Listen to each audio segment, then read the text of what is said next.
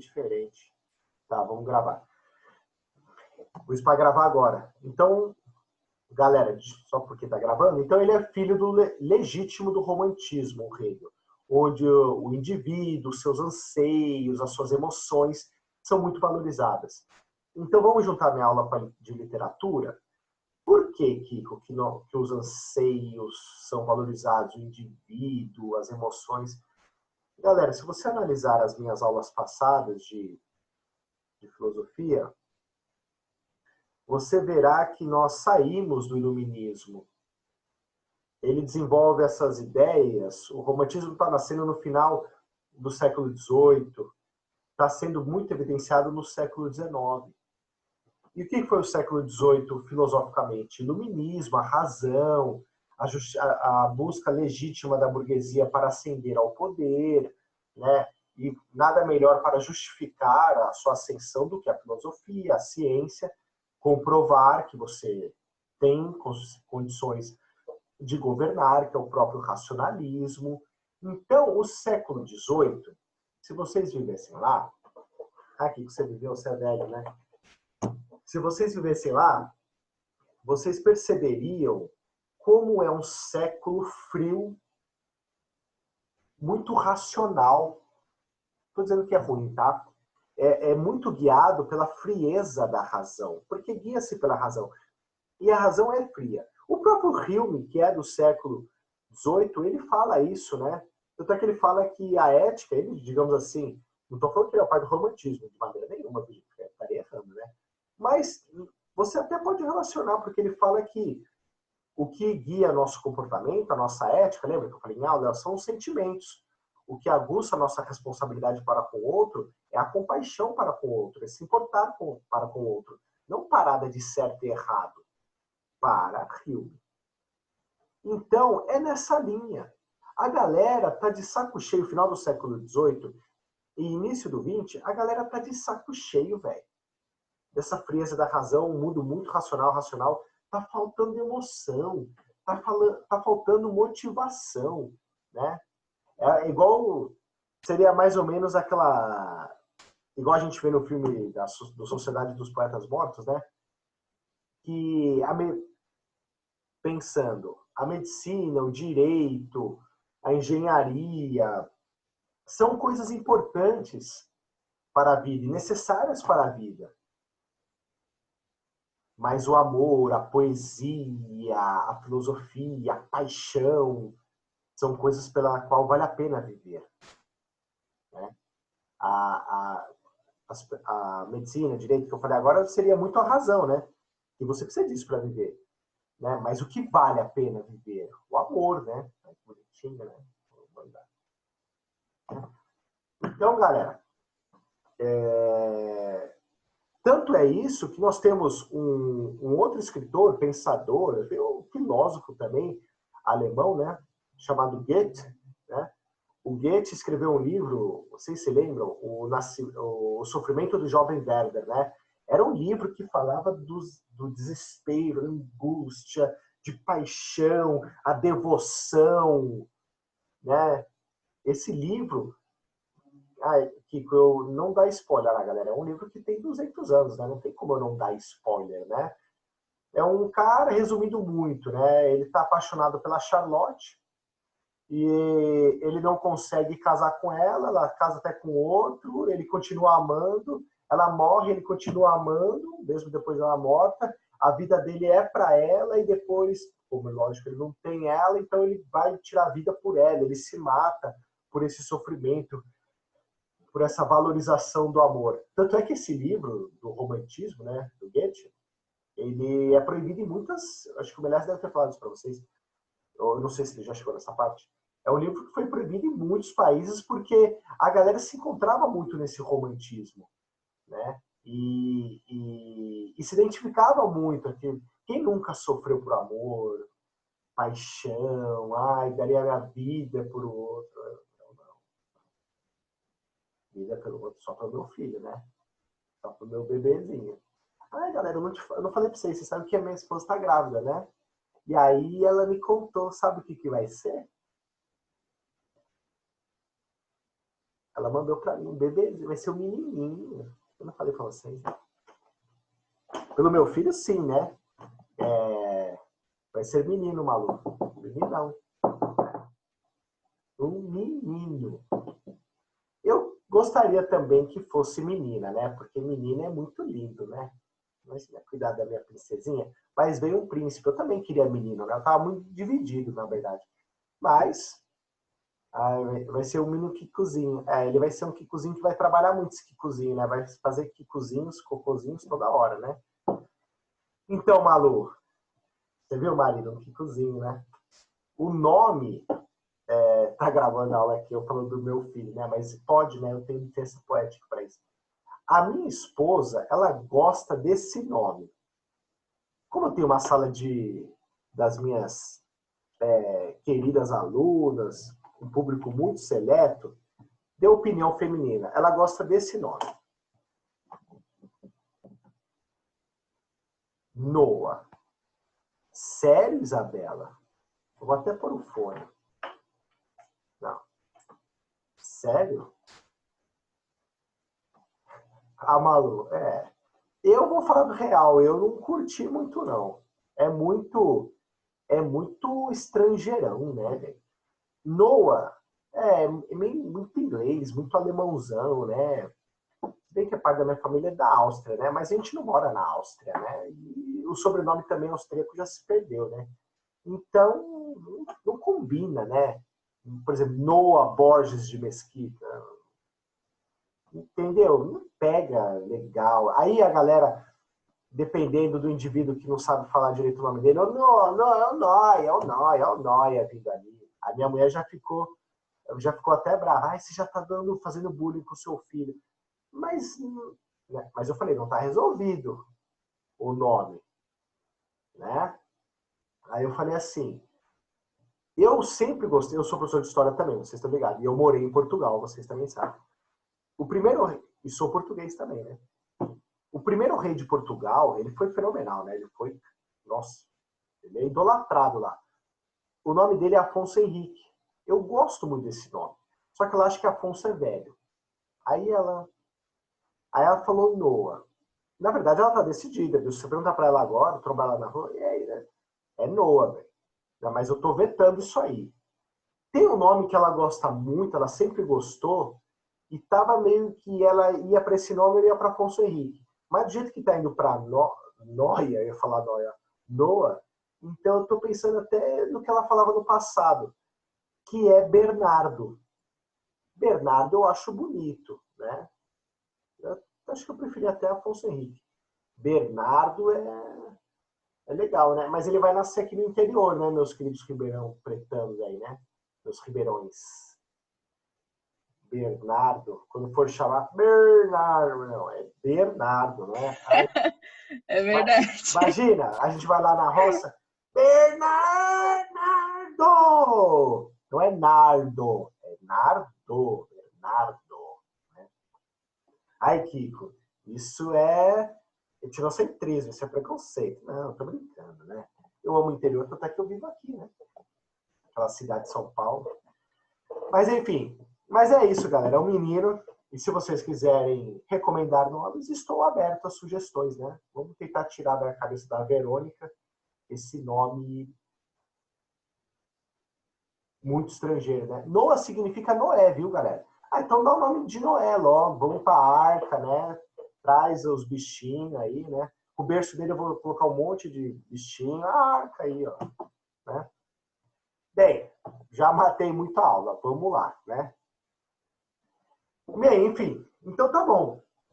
Kiko, já entendi que ele é filho do romantismo, a galera tá de saco cheio com a frieza da razão. Sempre é assim, viu, galera? O movimento filosófico, o movimento artístico, né? A história da arte, por exemplo, ela sempre é um filho renegado. O que vem depois é algo sempre, geralmente, né? Bem diferente do de outrora, né? Para combater mesmo. Eu até brinco que a arte, uma arte que dá sequência na outra, a sequência, ela é um filho renegado, né? Ela tá de saco cheio que o pai e a mãe então ela é uma coisa totalmente diferente, né? Por exemplo, o Renascimento. Não, vamos falar do gótico. Ah, é a valorização da igreja, né? O contato com Deus e o renascimento. Tem o laço com a religião, né? Mas o homem é valorizado, coisa que não era no gótico. Então você vê que é uma certa rebeldia. No iluminismo também, essa presa da razão me leva para o romantismo, né? A valorização da emoção, do indivíduo. Vamos dar calor para essa discussão. Bem, galera, e a ideia do Hegel, tudo que eu vou discutir aqui, acaba permeando aí o pensamento alemão, o idealismo alemão, e acaba caindo em toda a Europa, né? O Hegel, ele fica famosão, né? Infelizmente, ele acaba morrendo de cólera, você acredita, velho? Ele morre de cólera, velho. Que merda, né, velho? Ele morre relativamente novo, né? Ele tinha 61 anos, né?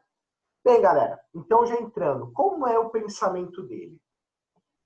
Para falar do pensamento dele, eu quero falar de um companheiro de quarto enquanto ele estava estudando em Tübingen, lógico, na Alemanha. Nossa, que para a gente entender o Hegel, a gente vai até a república dele. Igual o Kikozinho tinha muitos companheiros de quarto. Quando eu cheguei de bicho na Unesp, eu fui morar em Franca, eu tinha 4 companheiros. Morava nós 4, nós 5 em um quarto. Uma república que tinha 20, tudo empoleirado. É o que vocês vão passar também, viu? Bem, galera, o companheiro de quarto dele, o Schilling, né? Tá escrito aí. O Schilling, ele estava fazendo teologia nessa época. Tanto será companheiro de quarto, tanto o Hegel quanto o Schilling, né? O Schilling tinha uma ideia. Olha que ideia romântica, como é o clássico do romantismo. Ele achava que não havia divisão entre espírito e matéria. Ele achava que todos nós fazíamos parte de um pensamento. Eles estão estudando teologia, Deus, né? Segundo ele, Deus, o que você quiser pensar? Alá, Pai de Jesus, ou, como até Aristóteles falou, o primeiro impulsor, o que você quiser pensar. Segundo Schilling, para ele, depois de tantos estudos, ele achava que todos nós fazemos parte de algo maior. Todos estamos juntos nesse todo. Então, o todo é um e um é todo, sim. Ele falava que Deus era algo uno, ou razão, e todos nós pertencíamos a esse espírito. Todos nós, Kikozinho, todos nós. Isabela, Marina, Júlia, Thalita, Ana Beatriz, Pedro Ivo, é o Pedro Ivo. A Cris, eu, meu bebezinho, os animaizinhos, gafanhoto, até os gafanhotos que estão vindo aqui, né? Viu que o Brasil tá caótico, é melhor sair fora, né? Gafanhoto, cobra, tudo. Todos nós fazemos parte de um todo e no final existe somente esse todo. Tudo é um. Tudo, Kiko, tudo. Até árvore, plantinha. Ah, Kiko, mas é coisa vida. É coisa que tem vida, né? Mas tudo faz parte. Até a rosa Ai, Kiko, eu tenho um eucalipto aqui, ó.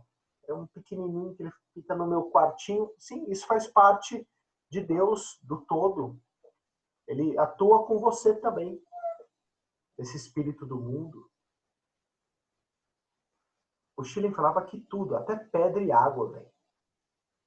Então, tudo que existe, matéria e espírito, não é dividido. Tudo faz parte de um todo. Até a consciência humana, ela partilha da consciência de Deus. Então, isso que vocês têm na cabeça, isso que vocês têm na mente, é uma parte da consciência de Deus. Então, Deus, que seria toda essa consciência, todos esses espíritos, toda essa vida, o mundo, o universo todo junto. Deus é tudo isso. E minha consciência faz parte da consciência de Deus? Sim. Ah, então eu vou gravar assim, Kiko. É igual, né? Minha avó fala, né? A voz do povo é a voz de Deus, sim, porque o povo todo junto explanaria, demonstraria o que é Deus, não é? Eu sei que tem ressalvas, mas você entendeu o que eu quis dizer, né? Todos nós juntos fazemos parte deste todo, dessa razão universal. Tanto é verdade que a nossa... Tanto que é verdade. O Schilling fala que é verdade, que a nossa consciência faz parte de Deus, que é engraçado, que o mistério, segundo ele, abre aspas, o mistério do universo caminha para dentro de nós. O caminho do mistério aponta para dentro. Olha que bonito. O caminho do mistério aponta para dentro.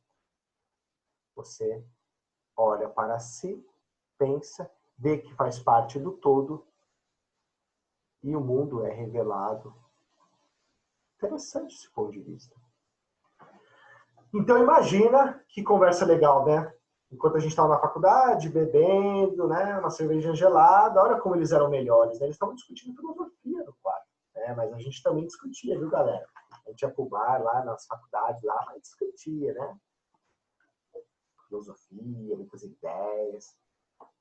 Bem, então ele fazia isso no quarto com o Hegel. E essas ideias foram lançadas no quarto. E o Hegel vai gostar de parte dessa ideia. Por isso que eu falo do Schilling. Então ele vai criticar o Schilling e depois vai adotar uma parte do Schilling aí, e aí a gente vai conduzir a nossa aula e o seu vestibular vai cobrar muito isso. O quê? Segundo o Hegel, ele fala assim, ó, Schilling, é da hora tudo isso que você está falando. Eu concordo, mas eu quero fazer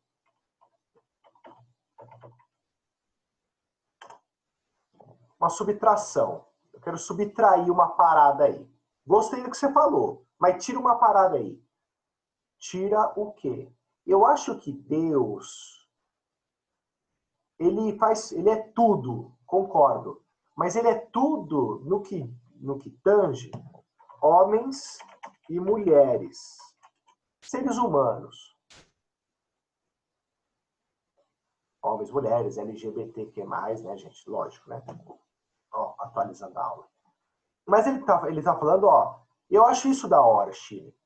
Mas eu acho que Deus, né, Deus que é uno, ele também acha, é um só, é um pensamento, é uma razão. Que ele até fala que Deus é este pensamento do mundo, né, Geist. Gente, cita muito no vestibular, viu? Fala toda hora Geist, Geist, Geist. O que é Geist? Geist em alemão significa espírito. Então, esse espírito do mundo,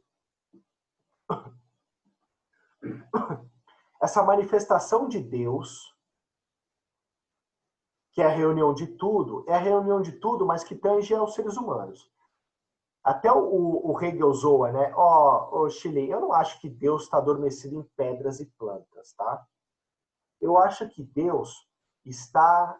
Cada um de nós faz parte do que é Deus. E cada um de nós manifesta parte do pensamento de Deus. Então, todos nós juntos, seres humanos. Então, as manifestações... Olha isso, galera. Então, as manifestações humanas demonstram Deus, demonstram o espírito do mundo, logo demonstram o Geist.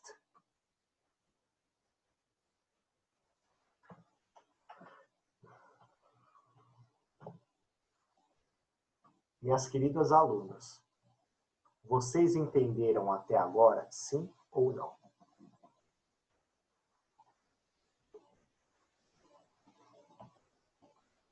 Que cala consente? Posso continuar? Malu, não entendi a parte do Geist. Malu, minha querida Malu, quer ver como você entendeu? É que eu falei essa palavrinha aí, a gente fica meio doido, é alemão, né? Malu, é Deus. Malu, vamos ver. Você entendeu que o Schilling fala que Deus é tudo. O espírito do mundo, do universo é tudo. Entendeu? Até pedra e planta, certo? O Hegel subtrai. O que é o espírito do mundo? A manifestação de Deus. Homens e mulheres, seres humanos. e através da história demonstramos a manifestação de Deus, porque você pensa de um jeito, eu também, aí a gente junta esse pensamento, reflete o que é Deus, reflete o uno, mas só a gente, tá, Malu? Você depois olhar, sim, entendi. Então, bem, parece que você entendeu, mas só para terminar, então reflete o que é Deus, então Deus, lembra, ó, por isso que eu dou esse detalhezinho, o vestibular não vai cobrar que ele fez teologia, mas é interessante que você saiba disso. Porque aí fica mais claro para explicar. Ele fez teologia, então é a manifestação, ele está buscando entender Deus, não é? Assim, compreender as manifestações de Deus. E as manifestações de Deus, a manifestação de Deus você só pode entender quando você junta todos os humanos, para Hegel, todos nós, tá? Então, beleza. E aí, ele às vezes não vai falar igual, na verdade ele não vai ficar falando igual o Kiko toda hora, Deus, espírito do mundo. Na verdade ele fala Geist, né, que é o espírito do mundo. E a história, o que é a história? Vocês tiveram, tem com Davi, né? A história, ela é a história da humanidade, né? Tem história do mundo, do universo, sim. Mas a história que nós temos, né, na matéria do Davi, ela trata do ser humano e ele atuando ao longo da sua vivência. Isso é, o ser humano, ele é o principal agente da história, né? Porque é ele que faz a história. Então, a história é uma demonstração do Geist, né? Dessa interação, nós agindo uns para com os outros, né? E aí forma o Geist. Entenderam, galera? Sim ou não? Então, beleza? A Malu parece que entendeu. Alguém tem mais alguma dúvida? De boa, né?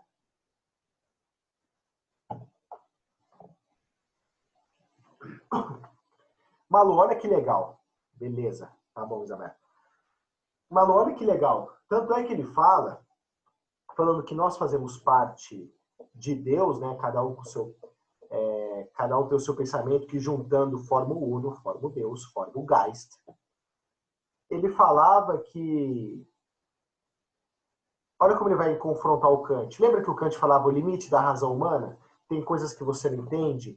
Deus, imortalidade da alma, o universo, somos o gomo da bola, né? E aí, nesse vácuo da explicação, a gente bota a fé para explicar.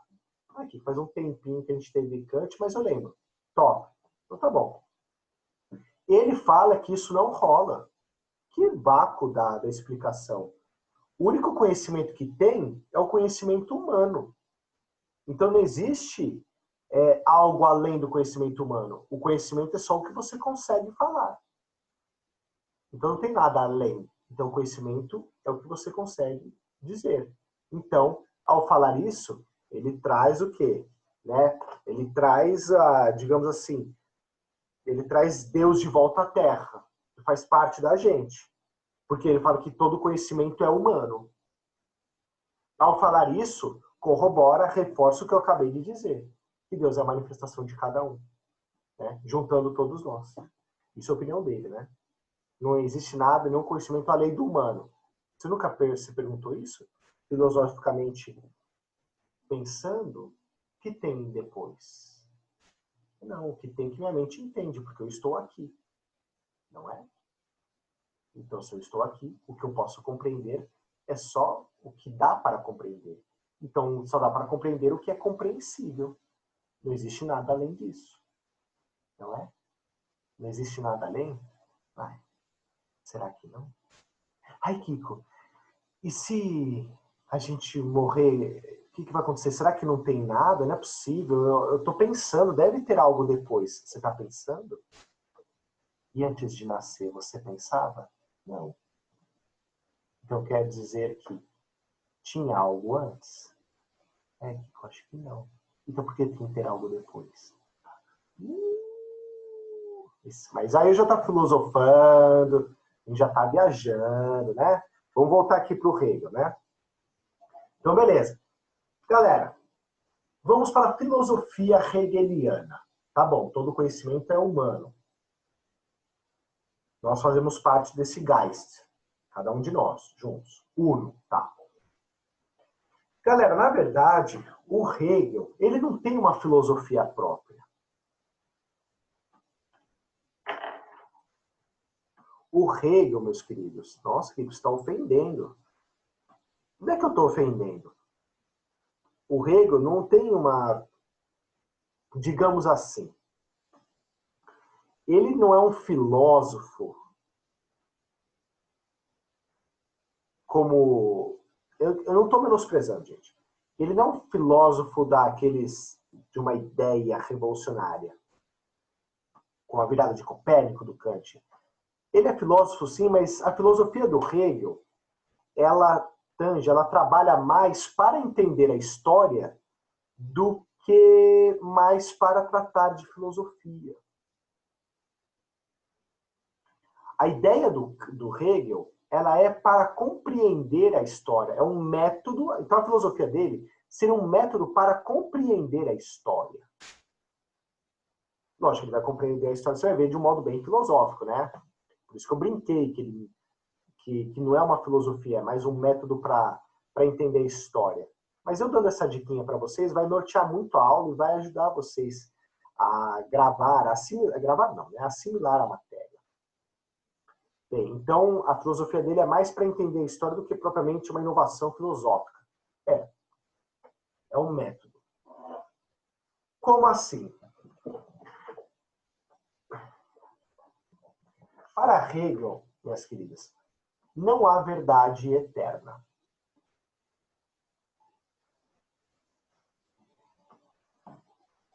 Você não pode entender, já que ele está falando que o Geist, a manifestação do Geist é através da história, né? Porque os seres humanos vão atuando juntos, Espírito de Deus, tá?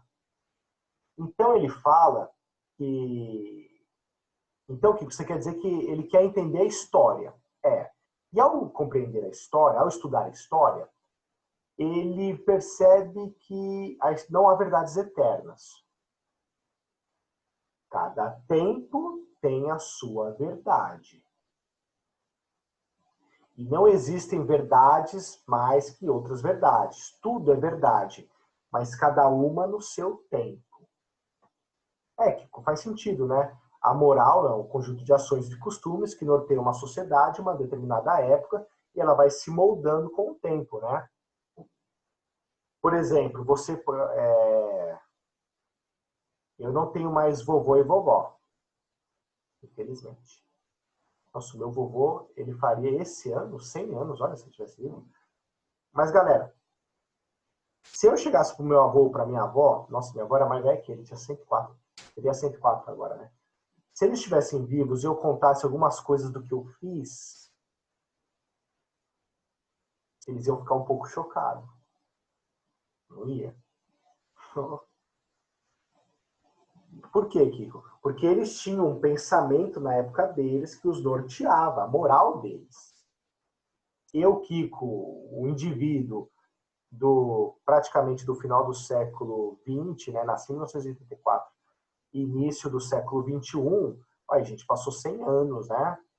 Então, o pensamento norteador, o Geist, já mudou, né? Aqui, que eu posso entender o Geist como, por exemplo, a moral. Até pode, né? Então, esse norteador mudou muito. Então, se eu falasse para os meus avós umas coisas que eu fiz, eu ia chocá-los, porque eles tinham um norte diferente. Não é?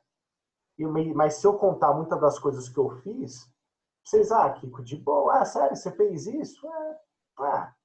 Normal. Mas eu falo a mesma coisa para os meus avós, se eles tivessem vivo, ia ser diferente a reação deles, não ia? Com certeza ia. Bem, então tá bom. Então, como entender a história? Não tem verdade interna, não. O Hegel dá esse exemplo. A história é como um rio.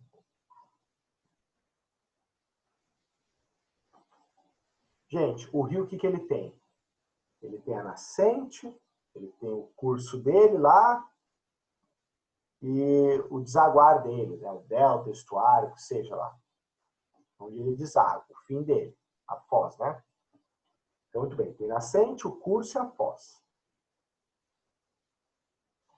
Isso é história. Tem lugares que você pode falar que o rio é mais rio que outra parte do rio?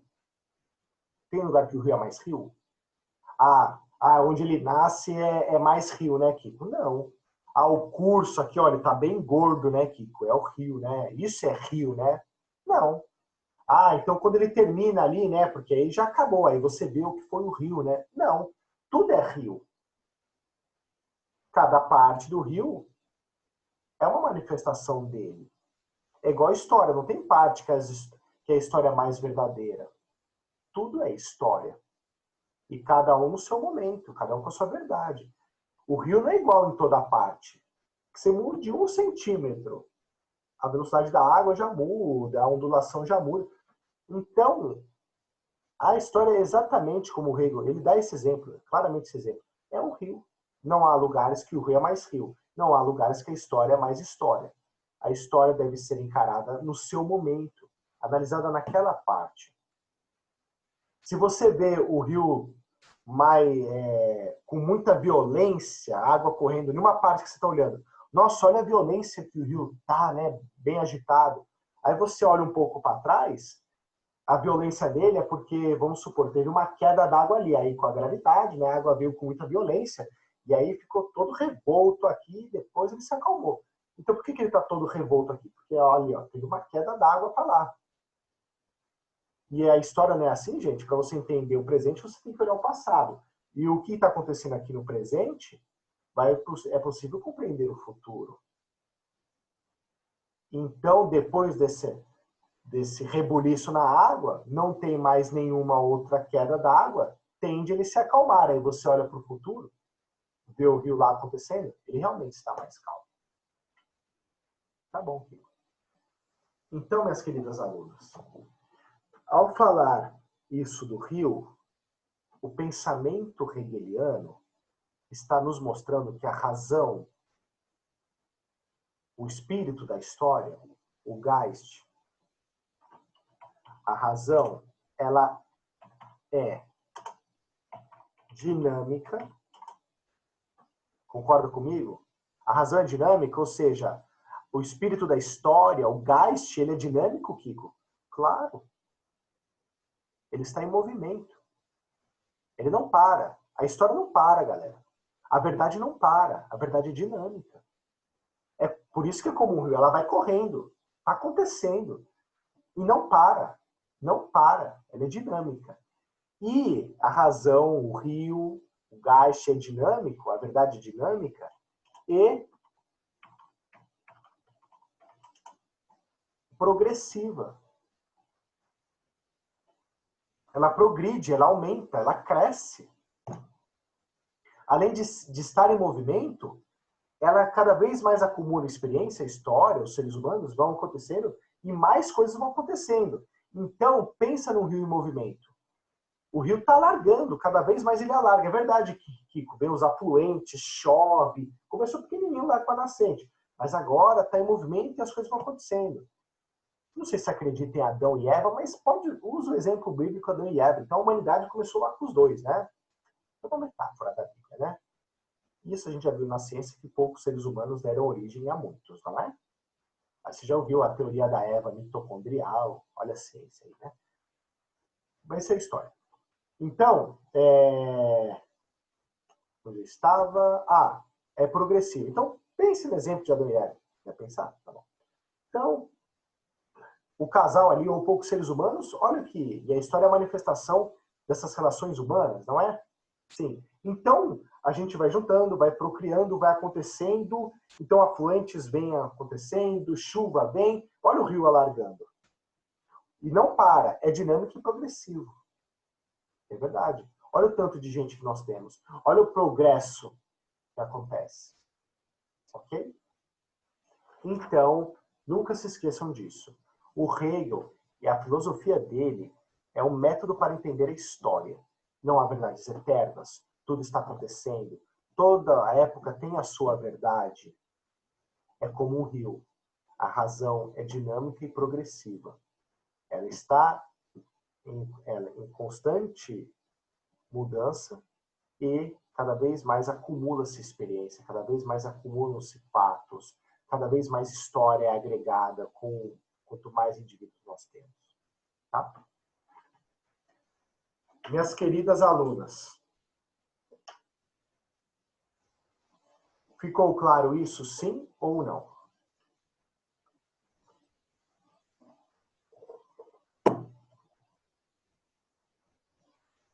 Pode se manifestar, gente, que eu estou preocupado, porque eu não estou nem vendo vocês. Sim, obrigado. Obrigado, primeiro colegial, porque está com vergonha da câmera. Aí, acho que é sim, né, Malu? Né?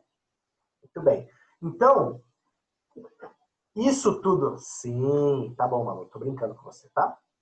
Então, tudo isso...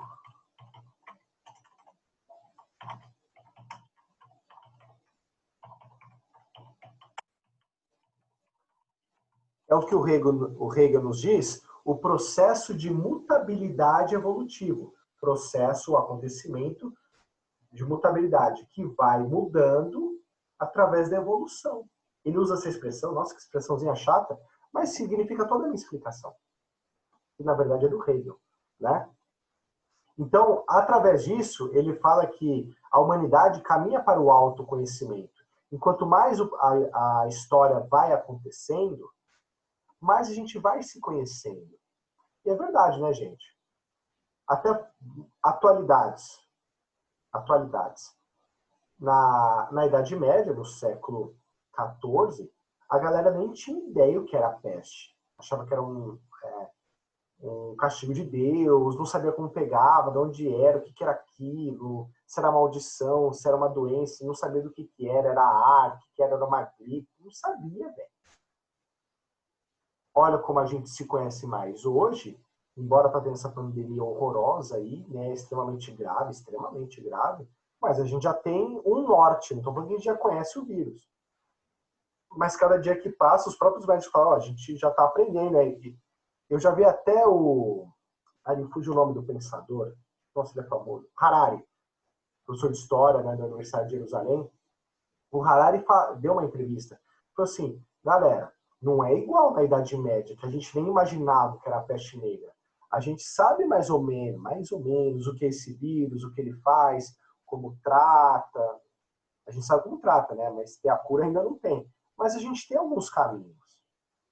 Entendeu? Então, realmente, a humanidade, ó, uma pandemia. Eu considero a peste pior, né? Ela mata em pouquíssimos dias. Eu sei que o Covid também, mas eu não sou médico, mas a violência com que a peste negra acomete o corpo, a mortalidade dela é muito maior, né? Eu sei que o Covid, lógico, também mata, mas a mortalidade da peste, você vai ver lá, a porcentagem é muito maior, né? Gente, a peste, tudo bem que era outra época, né? Tá vendo? Ó como eu tô falando, igual o Hegel, eu tenho que entender aquela época. Falta de conhecimento, as limitações da época. Mas a doença naquela época matou 25 milhões de pessoas na Europa. Um terço da população europeia morreu, né? É muita gente, né? Bem, então tá bom. Vocês disseram que entenderam, então eu vou continuar a aula aqui. Tá? Minhas queridas, entramos então, dando continuidade ao pensamento hegeliano, na filosofia dele, perceba, o que eu vou falar agora é continuação, né? É mais processo para entender a história e o pensamento. Ele vai falar da evolução dialética. Aqui com a famosa dialética, né? A dialética hegeliana. E aqui com essa palavra a gente já viu, né? Vimos com o Sócrates, né? Que é di, dois, letos, a discussão entre duas pessoas, abre os caminhos da mente, me leva ao autoquestionamento, di, dois, diálogo, né? Através do diálogo compreendemos, podemos nos inquirir e nos perguntarmos, consultarmos a nossa consciência. A gente viu a dialética socrática. Mas a dialética socrática, os dois têm o seu mérito. É que eu acho que ela é mais filosofia na veia. A do Hegel é mais, eu acho, também tem a ver com filosofia, lógico, mas eu acho que ela é mais história. O que é a dialética do Hegel? Segundo, galera, eu vou dar teoria, mais teoria, e depois eu vou dar exemplo. Segundo a dialética hegeliana, todo pensamento vai ser colocado à prova. Vai ser contraposto por uma outra ideia. Kiko, isso geralmente é uma discussão, né? Eu falo uma coisa,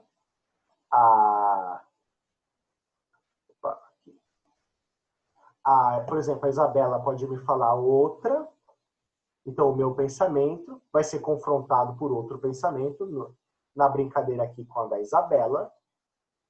E o mais forte dos argumentos, meu e da Isabela, sobrevive. Eu falo X, a Isabela fala Y, eu falo, ó, Isabela, não é tudo que você falou, mas também não é tudo que eu falei, ó, eu e você temos a razão. Então, o mais forte dos dois mundos... A câmera estava muito para cima, né? Então, o melhor dos dois mundos sobrevive. E vira uma nova ideia. Mas a conclusão que a Isabela e eu chegamos não vai parar por aí, pode ser confrontado. A Malu pode chegar, e a conclusão que nós tivemos, a Malu pode indagar. E a Malu pode ter muita razão. Eu não sei se tudo que a Malu vai falar vai estar certo, mas eu tenho certeza que o que a Malu for falar vai ser de grande contributo. Então, aquela conclusão minha e da Isabela terá a contribuição do pensamento Malu. Não tudo, o melhor do Malu. Então, o melhor do Malu, o melhor de mim e da Isabela, logo teremos uma nova ideia. E acabou? Não, não acabou. Olha como a história é progressiva. Olha como ela é dinâmica. Não acaba. Continua. Então, a Malu trouxe uma contribuição por esse pensamento. E aí, agora, a Júlia vem com uma ideia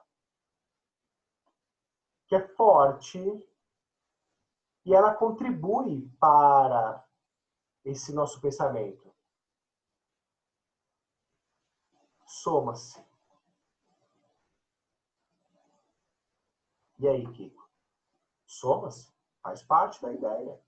E acaba? Não, vai ser confrontado, bicho, aí vai. Então, galera, olha o que eu falei. A minha ideia, Kiko, mais a ideia da Isa, qual que é o resultado? Cair. Kiko e Isa. Aí, essa ideia vai ser confrontada, vai ser somada, né? Com a ideia, quem que foi que depois que eu brinquei? Com a Malu. Qual é o resultado? Kim. Kiko, Isa, Malu. E aí, esse pensamento acabou? Não, ele pode ser... A resolução de todas essas ideias podem ser confrontadas na brincadeira agora com a Júlia. E o melhor dos dois lados prevalece. Soma-se. King. Olha que bonitinho. King. Com M. Olha, Kiko. Tá. Faz sentido, né? Eu falo uma ideia, a Isa fala outra. Os dois têm razão, nem 100%, então soma-se, cair, a Malu, mesma coisa, Kim, a Júlia, soma-se a ideia, King. E assim vai a filosofia. E assim vai o pensamento, assim vai a história. Isso é dialética. Só que eu estou sendo mais claro, né? O Hegel, ele falou de um jeito muito mais rebuscado, muito mais intelectual. Ele falou a mesma coisa do que eu falei, ele falou assim, galera, toda tese, toda ideia, toda afirmação, toda tese, toda ideia, toda afirmação, ela vai sofrer a confrontação de outra ideia, uma oposição. A anti-ideia, porque está contrariando o que eu estou falando. Então seria a antitese. Sim. Por exemplo, a minha ideia foi a tese, Kiko, a Isabela foi a antitese. E aí, o melhor dos dois mundos prevalece. O mais forte de cada uma delas fica. Então, tese mais antitese, a gente faz uma nova tese, que é a síntese. Fazer, né? Fabricar. Então, nós fazemos a união dessas duas ideias, o melhor dos dois mundos. Que na brincadeira nossa começou ali com Kiko e Isa e virou um CAI. Então, a síntese seria o CAI. Só que a síntese, galera, não para por aí, porque a história não para, ela é dinâmica. A filosofia é dinâmica. A síntese, ela vira, ó, síntese, vira a tese. É igual a tese. Kiko, se ela virar tese, por que ela vira tese? Porque você acha que a síntese, a resolução da ideia não vai ser combatida? Claro que ela vai ser enfrentada. Claro que ela vai ser debatida. E o que acontece? Se ela vai ser confrontada, então essa síntese que é tese, de novo, ó, vai ser combatida a antitese, que vai gerar uma síntese, que vira tese de novo, né, Kiko? Sim, olha aí, ó, na nossa brincadeira, a síntese virou tese, Kiko e Isa, teve uma contraposição ali da Malu. O melhor dos dois mundos. Qual é o novo resultado? O Kim, né, Kiko, Isa e Malu. E aí a síntese vira tese de novo, que vai ser confrontada. No caso aí a gente brincou com a Julia. Vira o King, síntese vira tese, que vai ser combatido. Teoricamente, é isso a dialética. Mas antes de eu abrir perguntas, Kiko, me dá na história, já que ele está falando que é um jeito para entender a história, me dá na veia para entender como isso acontece. Com o maior prazer. Quer ver uma tese? Absolutismo. O antigo regime. Anshahajá. O antigo regime. Né? Absoluto. A política absoluta, intervenção na economia. E aí? Para contrapor então, o absolutismo seria a tese, Kiko. Para contrapor a tese, o que surge? A Revolução Francesa. Surge o Iluminismo. Iluminismo, na cronologia, a Revolução Francesa, que prega o quê? O ideal burguês, uma revolução liberal do terceiro Estado, em detrimento do poder que estava na mão do primeiro e segundo Estado. É uma coisa totalmente contrária. Qual que é o resultado dessa confrontação da tese? O antigo regime com a confrontação com uma coisa totalmente diferente. A antitese. A Revolução Francesa. O que nós temos? O que nós temos era napoleônica. Então, a era napoleônica é a síntese dessas confrontações. E, gente, você não vai falar para mim que o Napoleão, ele não tem resquícios tanto do antigo regime quanto da burguesia? Ele vai ser imperador, como eram os grandes reis. Vê as pinturas do Jacques-Louis David, colocado ele no trono, a grande coroação, que eu tive o privilégio de ver lá no Louvre, uma tela de praticamente 10 metros de largura, 4 de comprimento. Olha a pompa. Ele faz ainda aquela pompa do antigo regime, mas ele defendia a burguesia, defendia todos, né? A meritocracia, bem liberal, bem burguês. Tanto é que é uma frase do Napoleão: todo marechal carrega consigo o bastão de marechal. Todo soldado carrega consigo um bastão de marechal. O que quer dizer? Todo soldado, se merecer, ascende. Aí, ó. Mérito. Boa. Tá vendo? A síntese carrega o melhor dos dois mundos. E aí o Napoleão não foi combatido?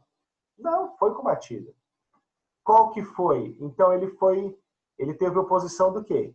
Do status quo, do que era lá. E aí, Kiko, o que acontece? O melhor dos dois mundos. Quando Napoleão cai, Congresso de Viena, o que vai acontecer, minhas queridas alunas?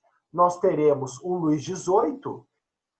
Kiko, mas então voltou a história. A história você falou que não volta, não pode ter um movimento reacionário, regredir. Só pode progredir, progressivo. Não voltou, não. Luís XVIII, ele virou rei de novo, ele combateu Napoleão, então ele acabou com os ideais. Não. Perceba, A história prova o que é verdade. O Luís XVIII, irmão do Luís XVI, porque o XVII morreu de tanto apanhar na cadeia, né? E ser maltratado.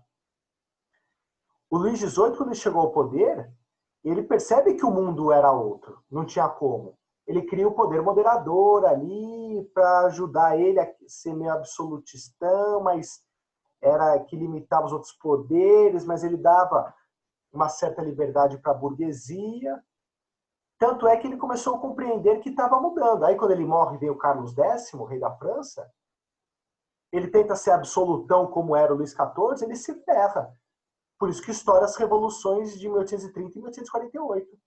Porque tava aquelas ideias, os ideais liberais, desde a Revolução Francesa, estão inflamados, ele quis combater e a história caminha para frente, nunca para trás. Primavera dos Povos. Tá vendo? E aí, para a Primavera dos Povos? Não. E a história caminhando, galera. Quer falar de filosofia? Descartes falava racionalismo. O único jeito de entender o mundo. Hume, empirismo. Tese e antitese. Ideia e negação. Qual o resultado? Kant. Junta os dois mundos. Os dois estão certos. Nem 100% um, nem 100% outro. Melhor. Ah, então, mas aí o Kant acabou com a história. Não, não. É que vocês não têm mais em filosofia acerca disso. Mas veio um cara chamado Edmund Husserl e fala que dá para você saber o que o objeto é. Porque o Kant fala que o objeto é para mim, né? Kant, sujeito cognoscente, que conhece. Mas o Husserl, Edmund Husserl, matemático, né? Mas ele era filósofo também. Quase nunca... nossa, como é difícil escrever no vestibular, cara. Praticamente eu não vejo. Não vejo. Tá? Mas já vi, mas enfim. A gente viu muito, lógico, na filosofia.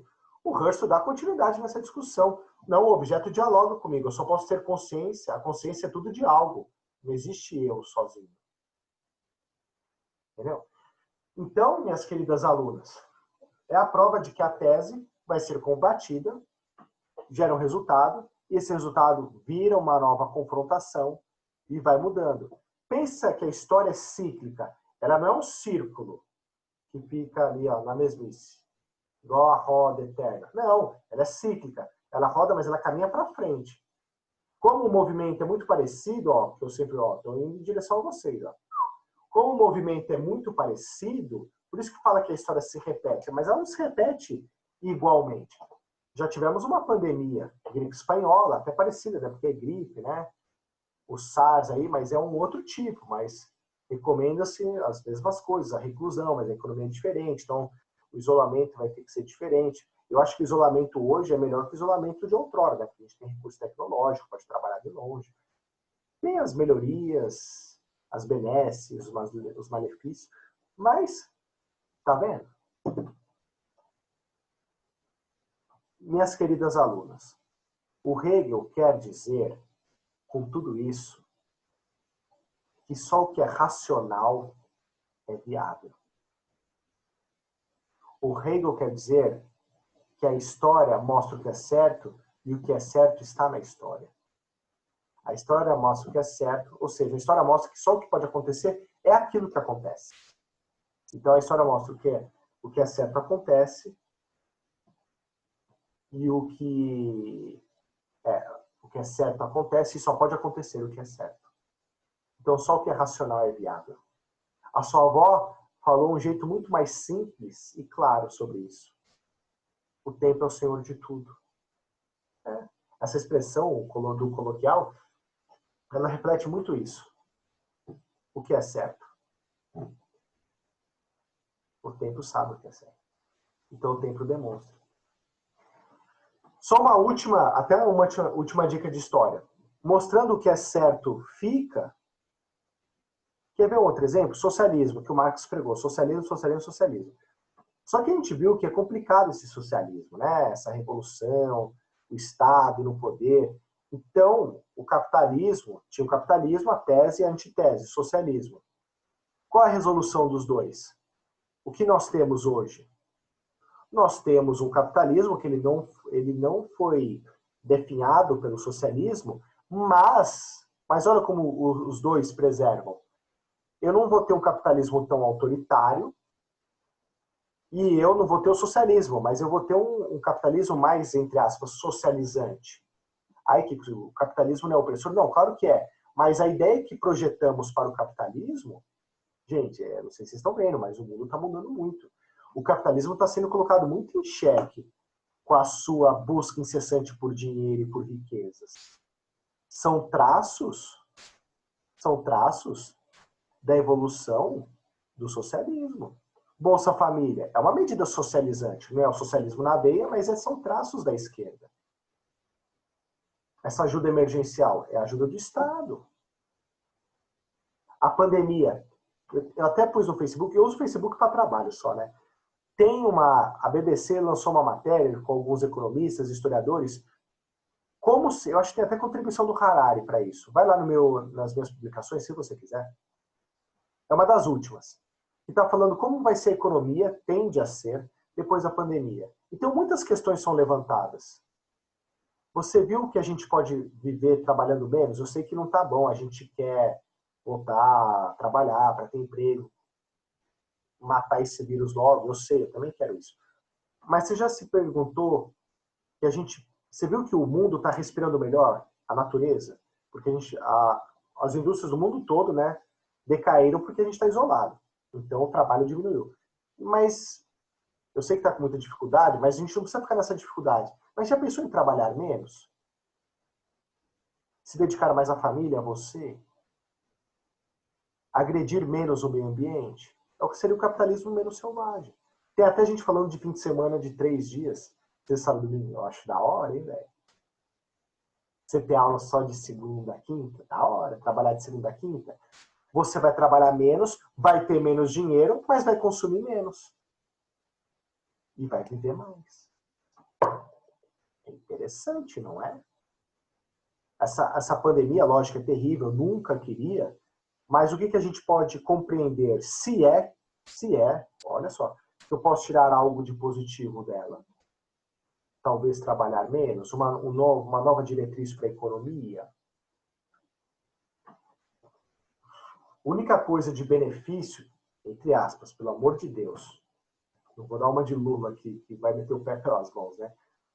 Mas a única coisa de positivo dessa pandemia, eu não queria que fosse por esse caminho, né? Porque muitas pessoas morreram e sofrem. Mas, de novo, entre aspas, a única coisa boa foi que o meio ambiente tá melhor, né?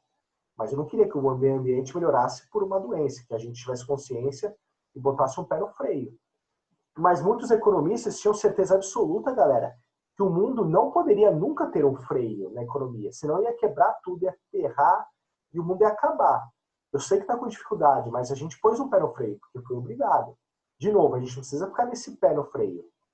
Mas e se a gente soltar de leve o freio e acelerar devagar? Entendeu onde eu quero chegar? Então, tudo que está acontecendo, galera, não tinha época melhor para eu falar de Hegel para vocês do que hoje. É muito atual isso. É muito impressionante. É sensacional, cara. Minhas queridas alunas, vocês entenderam o que é tese, antitese, síntese, que vira tese, a dialética, história progressiva, dinâmica.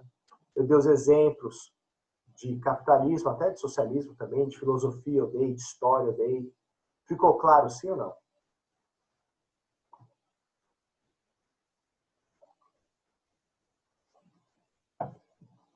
Bem, a Júlia falou sim. Eu vou entender como a Júlia sendo uma manifestação do todo, o Geist. A Ana, tudo bem. Então, entenderam. Então, tá bom. Então, minhas queridas, vamos terminar esta aula, né? Porque vocês já estão cansadas aí. Ou eu senti que a aula rendeu melhor aqui por esse esquema aqui do êxito. A gente tem que ficar, faz um link só, né? Vai melhor, né? Vocês também acham, né? E vai embora, né? Então tá. Nunca se esqueçam disso. Quanto maior a tese, quanto maior a ideia, quanto mais forte ela é batida, maior é a negação, maior é a antitese, logo, maior vai ser a mudança. É o poder da transformação do mundo. Gente, a época do Hegel é a época do feminismo, onde as mulheres lutam por direitos. Então, quanto mais a galera falava, mulher não, você não vai votar, a mulher fala, vai se ferrar, eu vou votar sim. E quanto mais jogavam na cara da mulher, não, não, não, fique em casa, cuida dos filhos, a mulher, com muita clareza e correta, lógico, não, vou lutar pelos meus direitos. Transformação. Ah, Kiko, mas aí só foi a negação que perseverou. Na síntese, a mulher vota hoje. Ah, o outro mundo não existe? O da tese? A opressão contra a mulher não continua a acontecer? Continua. Continua. Hã? Oi? Quem falou? Alguém quer perguntar alguma coisa? Bem, acho que foi o áudio que vazou sem querer. Tá? Bem, galera, então vamos lá. Para terminarmos a aula, falemos então de razão, família, Estado. O que seria essa parte da aula aqui, Cozinho? Galera, vocês perceberam que para Hegel existe, né,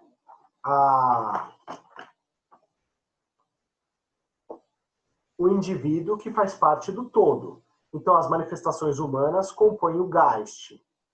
Voltar naquela... Tudo está interligado, né? Mas vamos voltar mais claramente naquele início da aula. Então, o ser humano, ele tem sua razão, o Gai, ele faz parte do Geist. E uma prova dessa demonstração de que nos une, por exemplo, é a língua. Que a língua é um modo de comunicação, né? A linguagem, e faz essa interação.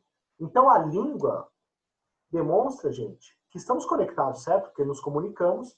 Então, é o Geist vivo, é o Deus vivo. Uma outra manifestação é o Estado. Fazemos parte dele. O Hegel nos diz que não existe indivíduo sem Estado e Estado sem indivíduo.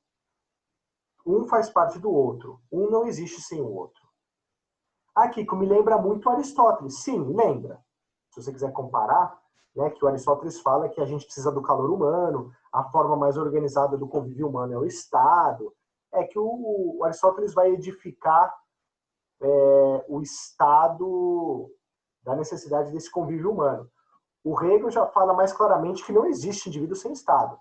O Aristóteles fala que o ser humano nasceu para ser organizado e viver em Estado. Né? Difere um pouquinho um do outro, mas no final é a mesma coisa. Que a gente, então, para Hegel, não existe indivíduo sem Estado e Estado sem indivíduo. Então, Kiko, não existe um indivíduo que fala assim, eu vou ser um ermitão, eu vou ficar no deserto, eu vou me isolar. Ele fala assim, isso é louco, velho. Isso não existe, cara. Você pode fazer, mas você vai fazer parte do Geist, você está querendo se rebelar, mas não tem jeito de um indivíduo ser sozinho. É um jeito que ele fala ahistórico, né? De contrariar a história, de ser. Ahistórico, de ser. Não, cara. Ele fala que o Estado espera por você. Então, não existe indivíduo sem Estado, Estado sem indivíduo. Então, quando você nasce, já existe uma língua pré-existente, já existe costume, moral, tradição, até religião, né? Então, quando você nasce dentro do Estado. Por isso que o Hegel não é contratualista, como nós vimos como Hobbes, Locke e Rousseau. O vestibular cobra pra caralho isso, hein? Por isso que eu tô indo nos mínimos detalhes com vocês, hein? O Hegel não é contratualista. Por quê? Porque ele acha que, quando nós nascemos, o Estado já está esperando por nós.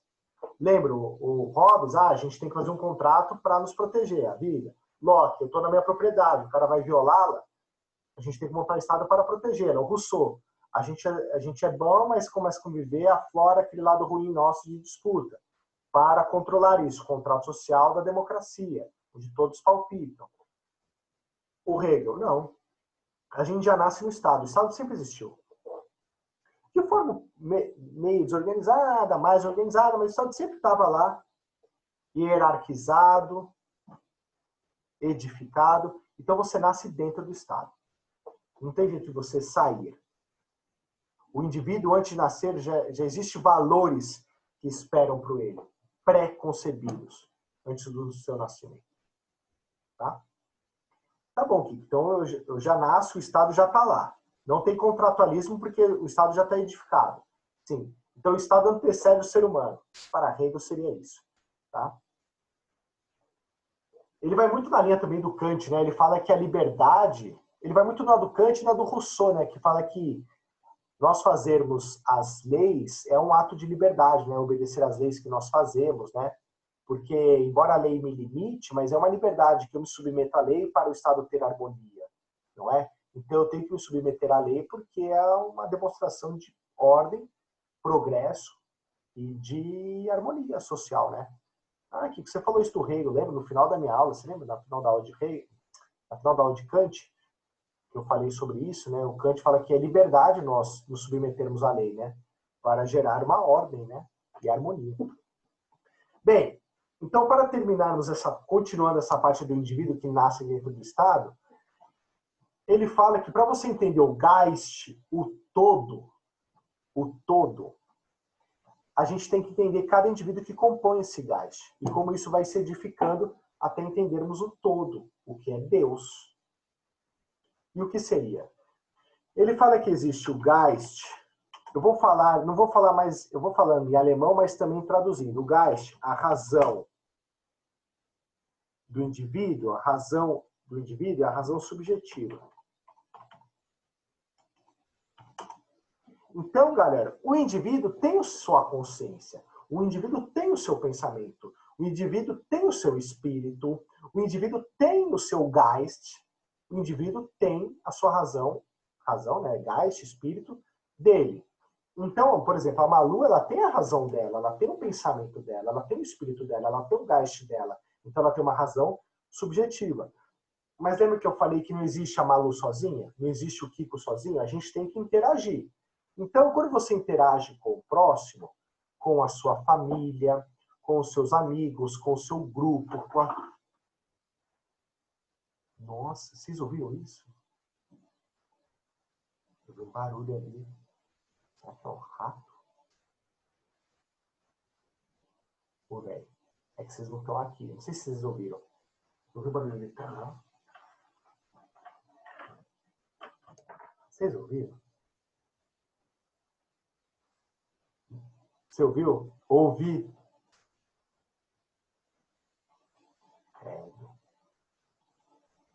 A gente fica falando de espírito, né? Mas ele não é de religião, a gente está falando de filosofia, né, gente? Então vamos continuar. Então, na brincadeira aqui com a Malu. Então a Malu tem a razão dela, tem... Esse foi o foi. Tem a razão dela, tem o pensamento dela, tem o espírito dela, tem o Geist dela, tem a razão dela. Se é dela, é subjetiva. Só que eu não posso falar só da Malu, só do Kiko, só da Thalita, só da Raquel. Então a gente interage, nós interagimos uns com os outros. Então a gente interage na nossa família, com os nossos amigos, com o nosso grupo, com a nossa sociedade, com o nosso Estado. E essa interação demonstra um pensamento nosso. Que é a soma de várias razões subjetivas, mais razão subjetiva, mais razão subjetiva, né? Que dá uma razão objetiva. Razão objetiva seria o espírito da galera.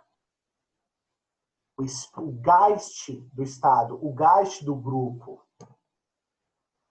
E o Hegel fala que o Geist do grupo, da sociedade, do Estado, deve ser mais valorizado do que o do indivíduo. Porque o indivíduo, lembra, brincando aqui, a Malu não existe sozinha.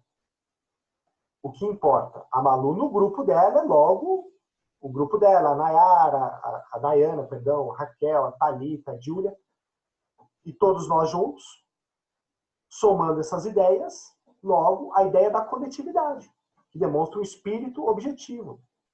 O Geist objetivo. O Geist do Estado, que deve ser maior do que do indivíduo, porque ele reflete o que estamos pensando. Tanto é, galera, que essa ideia do Hegel, da razão objetiva,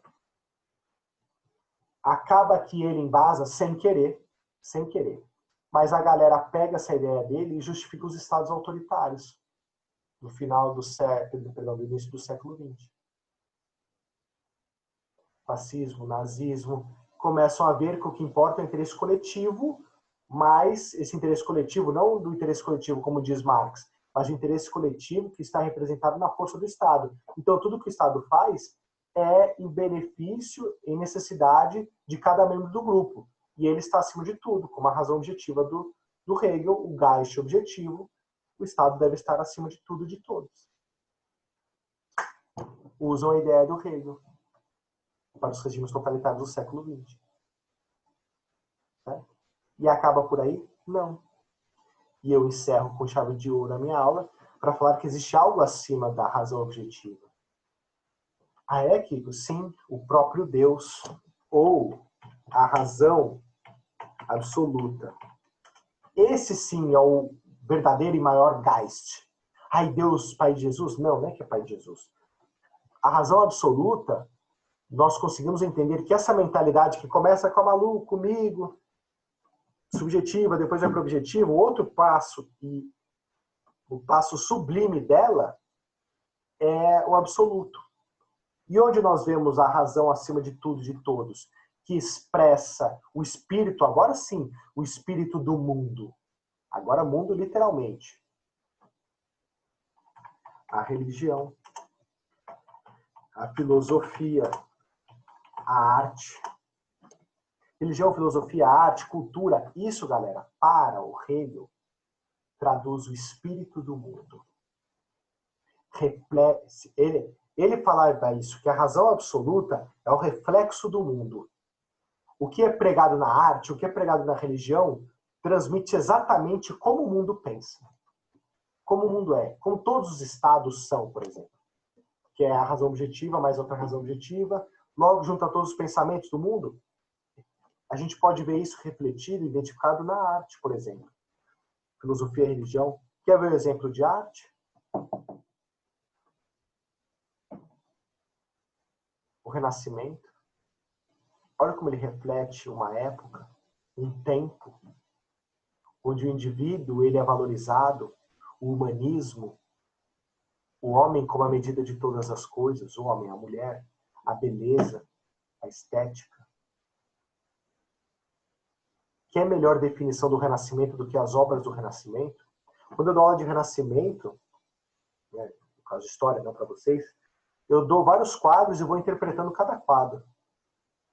Que é melhor do que a arte para interpretar uma época? É o espelho do mundo mesmo. O Hegel estava correto.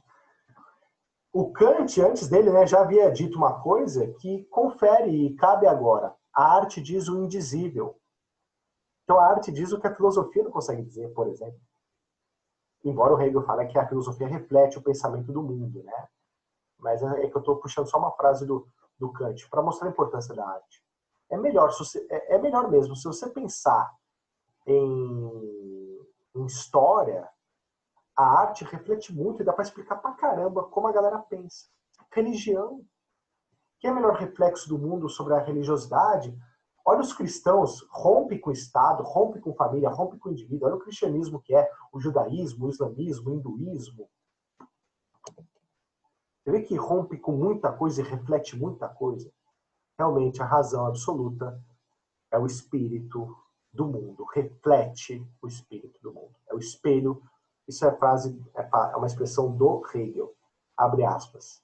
Razão absoluta é o espelho do mundo. Reflete o que ele é. Certo? Meus queridos, minhas queridas, tudo bem? Alguma dúvida? Sim ou